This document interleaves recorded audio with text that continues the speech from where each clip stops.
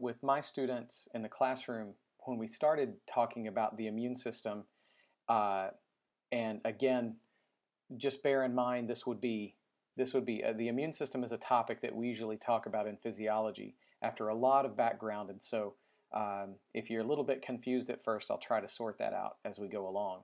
But I would show you this screen, and hopefully this comes up okay. Actually, let me make it full screen. Um, and basically, this would be what I would consider to be just a really generic overview of the immune system, and kind of just to give a definition of what the immune system does. The function of the immune system basically is to, and the words in quotes there, self and non-self, are words that immunologists use to help sort of describe the difference between what the immune system is trying to recognize as being, as belonging to you, and anything else really as not belonging to you. So there kind of are some tricky problems associated with the immune system, and one of the important things the immune system has to be able to do, first of all, is to be able to recognize and allow the existence of self. And without getting too complicated, self would basically be, at the level of the immune system, it would be cells and molecules made by those cells that belong to you, that are kind of innately yours. And that material, those cells and those molecules that are yours, would be recognized as self by an immune system that works properly. And not only recognized, but basically ignored and allowed to pass and not be responded to. Sorry about that. I was just checking my other cue. So the idea of self is the first principle of the immune system, that the immune system has to recognize what self is.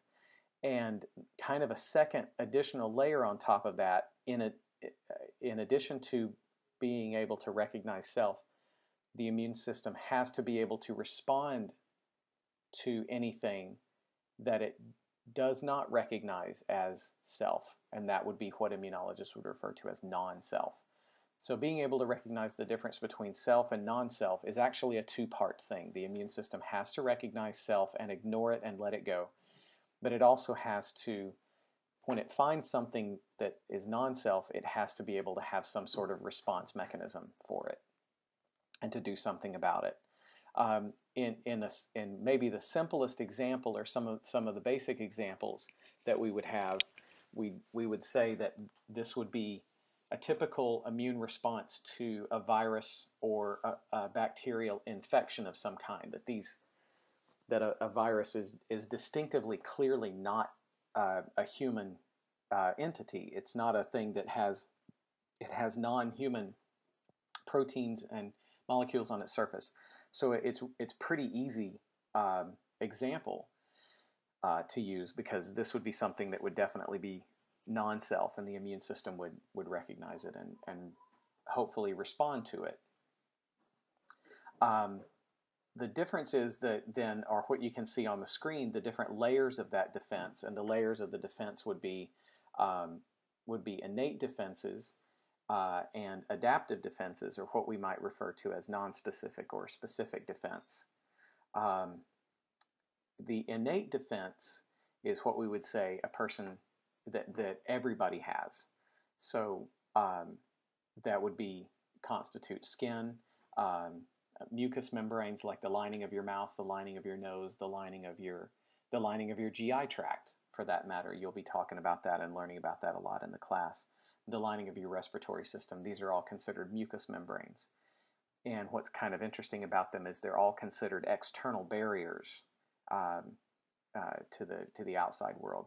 And then you have internal defenses, which are also part of innate defense. And those are still considered to be innate and non-specific, but these would go into play if something was to breach those external defenses. So if there was anything that was able to get through the skin, or anything that was able to get through the mucous membrane, then a virus or a bacterium or anything non-self really comes to mind. An example of a splinter or a nail or anything like that that's non-self, that breaches that surface barrier layer,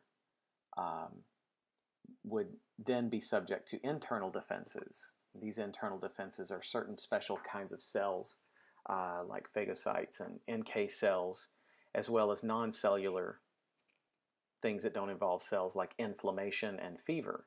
So when you're running a fever, or you have a little hot red spot at the site of where a splinter has punctured your skin, these are all internal defenses, but they're still innate. And I guess the best way to kind of explain innate is to call them non-specific. And what this means essentially is that these are all layers of defense against anything non-self, regardless of what it is, of the nature of it, be it a splinter or a virus, whatever it might be. And then you get to the other layer down below on the screen called adaptive defenses, and I've put in parentheses below that specific. And what this basically means is these levels of immunity have to be developed over time, because these are responses to very specific non-self agents. So the moment that you get a flu virus infection, your innate defenses have failed, and you begin to experience the fever and all of the other kind of non-specific responses. But while you're suffering from the flu, while you're experiencing the flu at the same time, your adaptive defenses are building kind of a storehouse of antibodies, which are molecules produced in your lymph nodes and elsewhere by B cells. And these antibodies are not always available right at the beginning of the first exposure to an infection. But while you're sitting there laying there in bed suffering with the flu, these B cells are producing massive amounts of antibodies. Now, those antibodies weren't there and were not ready at the moment that you first got infected with the flu. So they weren't there and weren't available to protect you from the flu virus. But if you get infected by the exact same flu virus again in the future, let's say 4 or 5 weeks, several months later, then the levels of those antibodies will be high enough to destroy or at least eliminate the flu virus, that exact same flu virus, before the virus has a chance to give you an infection or cause any symptoms. Now, the interesting part about that response is that it is, as I said before, it's specific. So you have these antibodies that your B cells have made to protect you against that specific flu virus.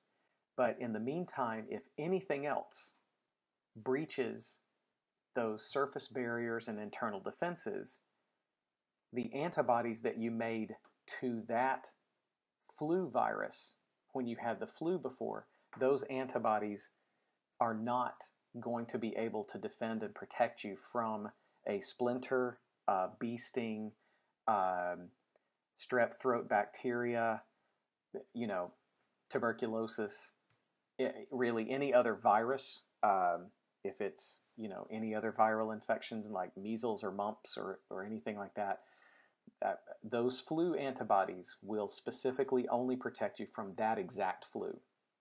So that's kind of the essence of the difference between what we call adaptive immunity and innate immunity. The innate immunity really is protective against anything non-self, and adaptive defenses are protective against non-self things that they have been exposed to before.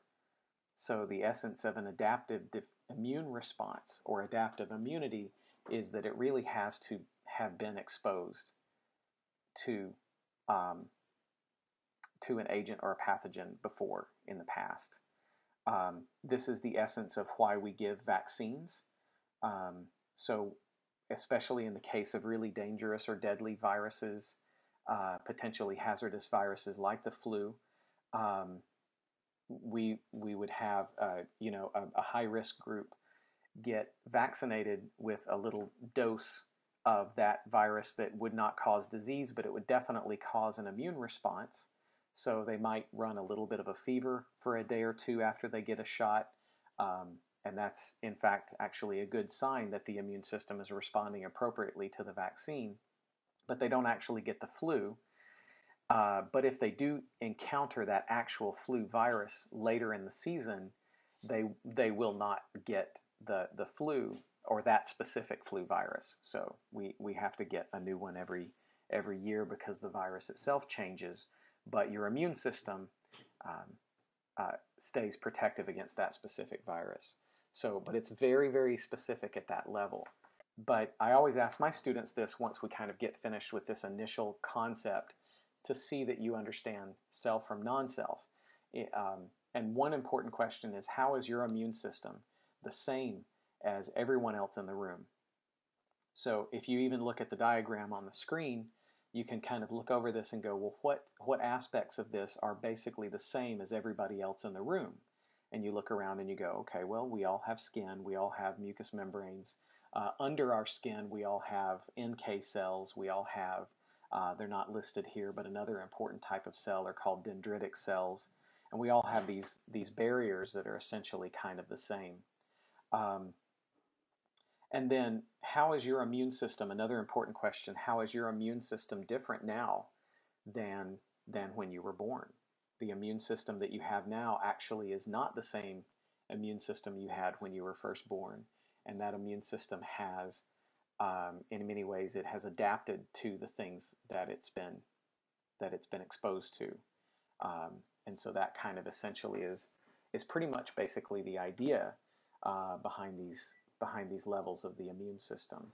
So what I would like to kind of explain a little bit next is, if I can mention basically the concept of the idea of an autoimmune disease or an autoimmune disorder. And I'll see if I've got a basic slide for that one as well that I can pull up.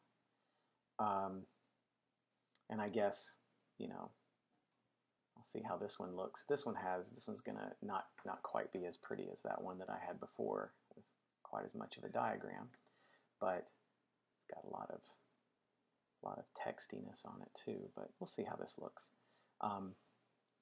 The gist behind autoimmunity, or the basic idea behind it, is that to one particular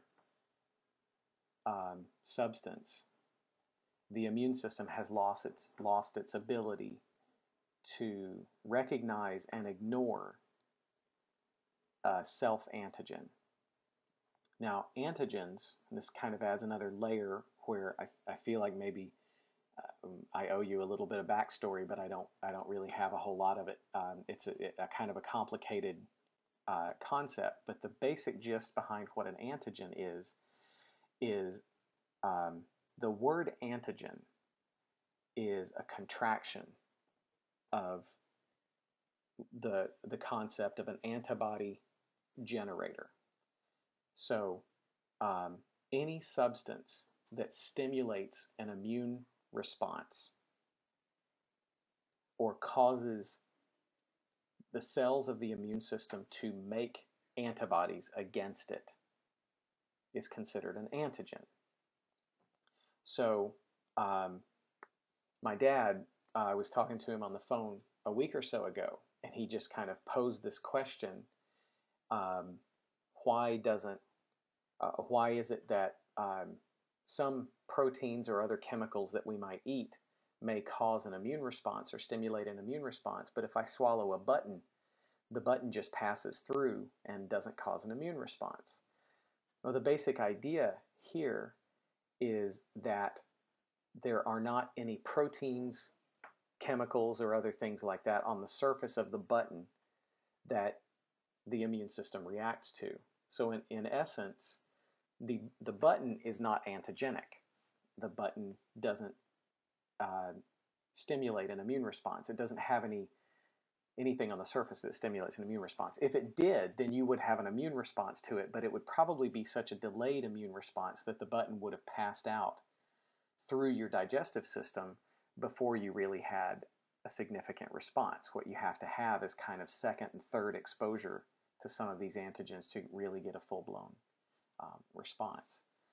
So the word antigen that you see on the screen right up here, let's see if I can highlight it for you so you can maybe see it a little bit better.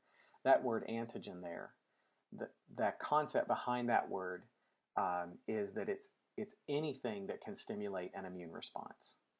So if anything stimulates any kind of immune response, it would be considered an antigen. The trick here is that there are often self molecules that have been confused into reacting to, or that have confused the immune system into reacting to them, I should say.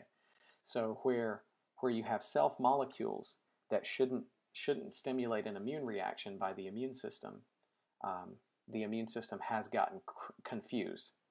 And this is what immunologists sometimes call a cross-reaction, where in the midst of reacting to a kind of a routine infection like the cold or maybe the flu, there may be certain proteins or other molecules on the surface of the flu or the cold virus that are so similar to some self-protein or some molecule that belongs to you that the immune system reacts from that point forward.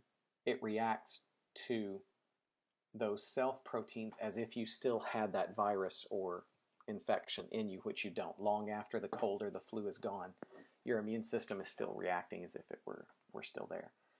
So without being able to give a whole lot of backstory or back explanation behind a lot of this, that's kind of my summary of what autoimmunity is.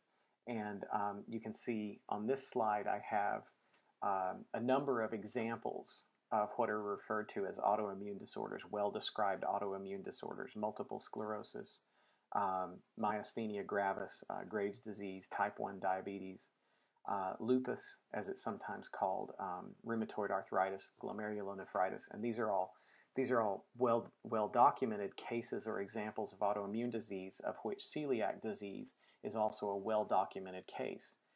How do you document and verify that a condition or a disease is an autoimmune disease? The best way to do it, and the easiest way to do it, I shouldn't say easiest way, but the most straightforward way of doing it is to do an immune panel that would involve a test called an ELISA.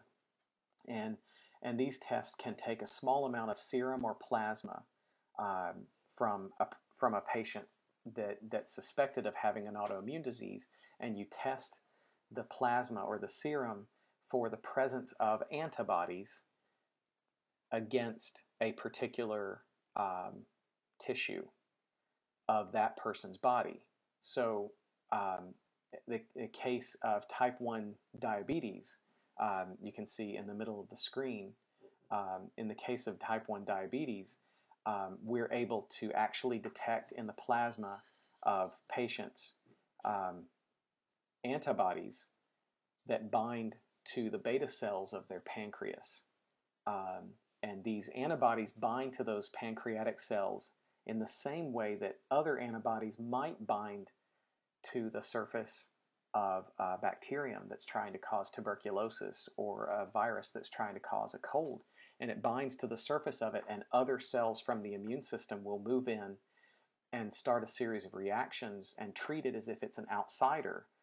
And those pancreatic beta cells are basically treated as if they don't belong, and they get kind of attacked by multiple members of the immune system and multiple other chemicals in the immune system. So that's one of the ways that we've been able to validate that type 1 diabetes and these others that are listed here, including celiac disease, are autoimmune disease by doing that test to show that a person with this disease has antibodies against a particular type of cell or a particular type of protein in their body, where somebody without that disease does not have those antibodies circulating in their plasma. So a case in point would be somebody with celiac disease would have antibodies against some of the cells or proteins in the lining of the small intestine, whereas somebody without celiac disease we would not be able to detect those antibodies in their plasma.